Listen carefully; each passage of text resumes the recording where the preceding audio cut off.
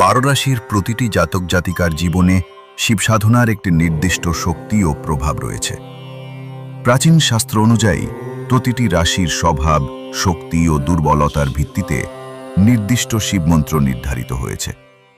এই মন্ত্র প্রতিদিন সূর্যোদয় বা সূর্যাস্তের সময় প্রকৃতির মাঝে বসে জপ করলে মানসিক প্রশান্তি, কর্মে সাফল্য, অর্থনৈতিক স্থিতি ও আধ্যাত্মিক উন্নতি দ্রুত ঘটে।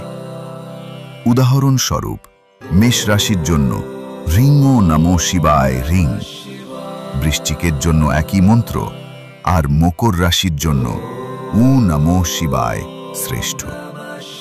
পাহাড়, নদী, আকাশ বা নির্জন প্রকৃতিতে বসে নিরাপদ ধ্যানে এই মন্ত্র উচ্চারণ করলে শিবতত্ত্বের শক্তি সরাসরি অন্তরে প্রবেশ করে।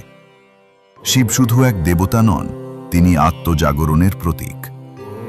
এইভাবে রাশির উপযোগী মন্ত্র জপের মাধ্যমে আমরা কেবল বাহ্যিক সাফল্য নয়, অভ্যন্তরীণ শান্তিও লাভ করতে পারি।